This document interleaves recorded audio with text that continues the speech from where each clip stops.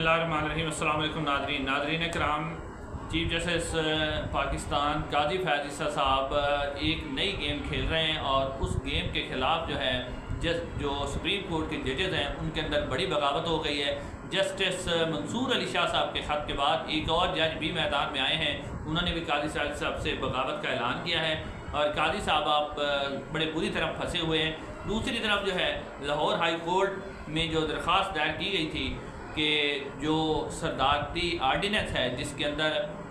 Practice and procedure bill के अंदर तरमीम की गई थी और मुनीब अख्तर साहब को निकाल कर काजी फैज़ साहब को इख्तियार दिया गया था कि वो अपनी मर्जी का जज रख लें, उसके ऊपर आज समाअत होनी थी। लेकिन जस्टिस आलिया नीलम साहबा ने बड़ी चालाकी के साथ सहूलत कारी करते हुए उसके ऊपर आज समाअत नहीं की और लाहौर हाई कोर्ट से ख़बर ये सामने आ रही है कि जस्टिस आलिया नीलम साहबा ने जो आज समाअत रखी थी, जो बैरिस्टर रज़ल सदीक़ साहब ने और एक और वकील हैं, उन्होंने भी दायर की थी कि इस सदारती आर्डीनेंस को कलअदम करार दिया जाए। जिसके बाद अगर ये सदारती आर्डीनेंस कलअदम हो जाता तो उसके बाद काजी फैज़ ईसा साहब ने जो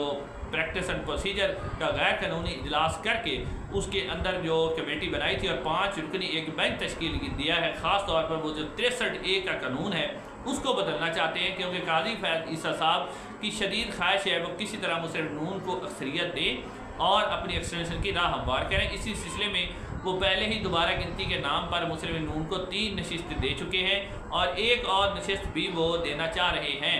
और अगर ये जो प्रैक्टिस एंड प्रोसीजर बिल है अगर ये कलअदम हो जाता है तो फिर काजी फैज़ ईसा साहब जो एक्सटेंशन के ख्वाब देख रहे हैं वो ख्वाब काजी फैज़ ईसा साहब ने खुद भी देखे हुए, उन्हें जो इस्टेब्लिशमेंट उसने भी दिखाए हुए हैं, नवाज शरीफ साहब ने, मरियम नवाज ने, जाती उमरा ने भी उन्हें ये ख्वाब दिखाए हुए हैं, तो वो इन ख्वाब को पूरा करना चाहते हैं। अब नाज़रीन, ये जो 5 रुकनी बेंच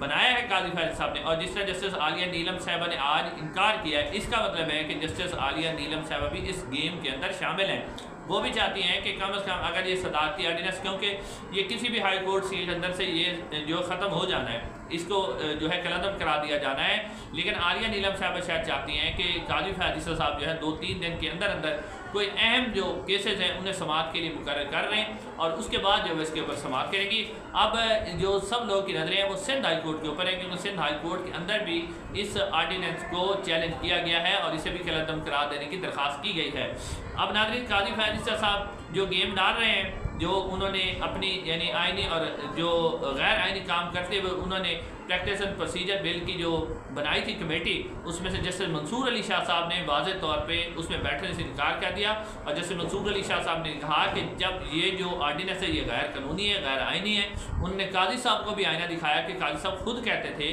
कि जब तक प्रैक्टिस एंड प्रोसीजर बिल का फैसला नहीं होता तो मैं नहीं बैठूंगा। इसके ऊपर भी जस्टिस मंसूर अली शाह साहब ने भी वाज़ेह तौर पर कहा कि ये गैर आइनी, गैर कानूनी है और इसके तहत बनने वाला बेंच भी गैर आइनी है और मैं भी जो है जब तक इस प्रैक्टिस एंड प्रोसीजर जो आर्डीनेंस है इसको सुप्रीम कोर्ट के फुल कोर्ट के अंदर जब तक इसको डिस्कस नहीं होता तो मैं नहीं बैठूंगा। अब जैसे मंसूर अली शाह साहब के ख़त के बाद जैसे मंसूर अली शाह साहब ने जो बगावत की है उसके बाद एक और झटका लगा है काजी फैज़ ईसा साहब को और वो झटका भी बहुत बड़ा है, जिससे काजी फैज़ ईसा साहब जो कुछ करना चाह रहे थे अब उसको भी एक बहुत बड़ा झटका लगा है और वो झटका ये लगा है कि जस्टिस मुनीब अख्तर जो कि काजी फैज़ ईसा साहब ने 63A जो कि लोटाक्रेसी यानी जो अपोजिशन अरकान जो है हुकूमत को वोट दे सकते हैं, यानी PTI के कुछ अरकान को, ये काजी फैज़ का प्लान B है। ए प्लान तो उनका नाकाम हो गया ना, नशिस्तें देने के बावजूद, मौलाना फजलुर रहमान को प्रोटोकॉल देने के बावजूद भी वो एक्सटेंशन नहीं करवा सके, तो अब उन्होंने प्लान B ये सोचा है कि 63A को समाअत के लिए मुकर्रर किया जाए और ये जो वोट जिसमें सुप्रीम कोर्ट ऑफ पाकिस्तान ने फैसला दिया गया था कि पार्लिमानी पार्टी यानी अपनी पार्टी के इंस्ट्रक्शन के खिलाफ जो कोई वोट देगा उसका वोट काउंट नहीं होगा। तो काजी साहब ने इसके ऊपर जो बेंच बनाया है वो वैसे तो काजी साहब दूसरों को ताना देते थे कि हम ख्याल बेंच है, लेकिन तो ये तो हम ख्याल तो नहीं है, हम ख्याल से भी अल्ट्रा प्रो मैक्स बेंच है जिसमें काजी साहब खुद शामिल हैं। Justice Aminuddin Khan the most favourite, Qazi साहब, हुकूमत और इस्टेब्लिशमेंट, और उसके बाद जो है मियाँ मज़हर आलम खेल और जस्टिस मंदो खेल और 5वें जज जस्टिस मुनीब अख्तर हैं। यानी काजी साहब ने 4-1 का बना दिया और एक मुनीब अख्तर को बरकत गौर को रख दिया कि जी कोई बात ना करे, किसी किस्म की कोई गुफ्तगू ना हो और इसके ऊपर रख लिया। लेकिन अब काजी साहब को एक बहुत बड़ा झटका लगा, झटका ये लगा है कि काजी साहब जो जैसे मुनीब अख्तर साहब हैं उन्होंने वाज़े तौर पर तहरीरी तौर पर काजी साहब को ये आगाह कर दिया गया है कि वो इस बेंच के अंदर नहीं बैठेंगे। जैसे मुनीब अख्तर साहब ने वाज़े तौर पर लिखा कि जब तक प्रैक्टिस एंड प्रोसीजर कमेटी जो है वो बहाल नहीं होती वो इस बेंच में नहीं बैठेंगे। और सिर्फ बेंच में नहीं बैठेंगे, उन्होंने कहा कि ये बेंच जो बनाया गया ये गैर आइनी और गैर कानूनी होगा। ये जैसे मुनीब अख्तर साहब ने कहा है। अब काजी साहब क्या कह रहे हैं? काजी साहब फौरी तौर पर, और यही नहीं, एक और भी पेशरफ्त होने की खबर आ रही है कि काजी साहब को काम से रोकने का भी हुक्म दिया जा सकता है। और ये हुक्म कहीं और से नहीं आना, बल्कि ये हुक्म भी सुप्रीम कोर्ट ऑफ पाकिस्तान से आ सकता है कि काजी साहब को काम से रोका जाए। इस हवाले से भी पटिशन तैयार की जा रही है कि काजी फैज़ साहब के सुप्रीम कोर्ट ऑफ पाकिस्तान के अंदर एक पटिशन दायर की जाए जिसमें कहा जाए कि काजी साहब को फौरी तौर पर काम से रोका जाए, क्योंकि वो अपने ज़ाती फ़ायदे के लिए सारा कुछ कह रहे हैं, कम कर रहे हैं, अपने ज़ाती मफाद के लिए सारा कोई काम कर रहे हैं। और काजी साहब दूसरी तरफ सिर्फ अपने ज़ाती मफाद के लिए खुद काम कर रहे हैं। दूसरा जो इलेक्शन कमीशन ऑफ पाकिस्तान है उसको भी ये तरगीब दिला रहे हैं कि किसी भी तरह जो इलेक्शन कमीशन ऑफ पाकिस्तान है वो जो मखसूस नशिस्तों का सुप्रीम कोर्ट ऑफ पाकिस्तान का पहले शॉर्ट ऑर्डर और उसके बाद तफसीली ऑर्डर आया था, इसके ऊपर अमल दरामद ना करे। ये काजी साहब उसे भी कह रहे हैं। और इसकी आपको वजह भी समझ आती है कि काजी साहब जो हैं इलेक्शन कमीशन ऑफ पाकिस्तान इजलास पे इजलास बुलाता जा रहा है लेकिन वो उस पर अमल दरामद नहीं कर रहा। तो अब काजी साहब को रोकने की सजा भी आ सकती है और 8, 9 रुकनी बेंच या 10 रुकनी बेंच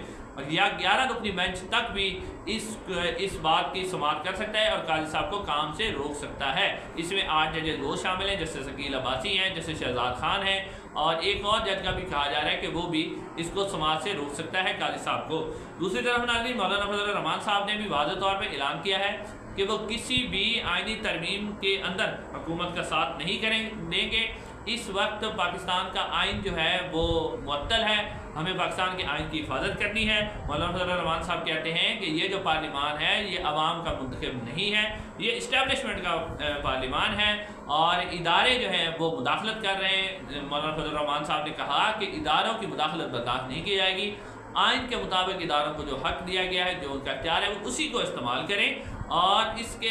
जो इस्तेमाल है उससे बढ़ने किसी को नहीं दिया जाएगा। अब मौलाना फजल रहमान साहब ने वाज़ेह ऐलान किया, अब इसके बाद भी आइनी तरमीम मुश्किल लग रही। कौमी असम्बली के नंबर पूरे हो जाएंगे लेकिन सेनेट के नंबर मौलाना फजल रहमान साहब के बगैर पूरे होते हुए नजर नहीं आ रहे हैं। 64 चाहिए, अभी तक अख्तर मैंगल साहब के मिलाकर 61 हो रहे हैं, 64 नहीं हो रहे। दूसरी तरफ नाज़रीन,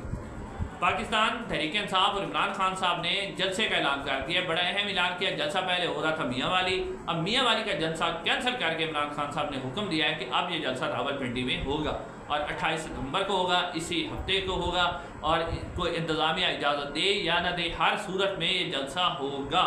उन्होंने कहा कि इस जलसे को करवाया जाए, एहतजाज करवाया जाए। एहतजाज किस लिए? इन आइनी तरमीम को रोकने के लिए, काजी साहब की एक्सटेंशन को रोकने के लिए,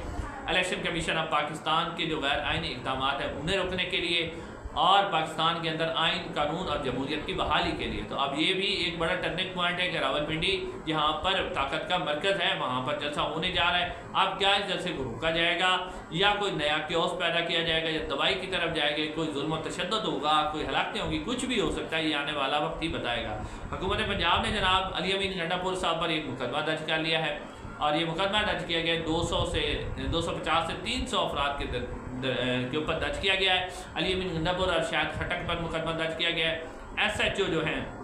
हमास, उनकी बदयत में दर्ज किया गया है। वो कहते हैं कि हम जब सियालकोट टूल प्लाजा पर थे तो अली अमीन गंडापुर जत्थे के साथ आए और उन्होंने वहाँ आकर जो है सियालकोट टूल प्लाजा के ऊपर पुलिस पर तशद्दुद किया। टूल प्लाजा के जो हैं वो शीशे तोड़ दिए और इनकी बुनियाद पर अली अमीन गंडापुर साहब पर अब एक और मुकदमा दर्ज कर लिया गया है। ये है पंजाब हुकूमत मरियम नवाज़ की हुकूमत। इंशाल्लाह अगली वीडियो में आपसे मुलाकात होगी। अस्सलाम वालेकुम।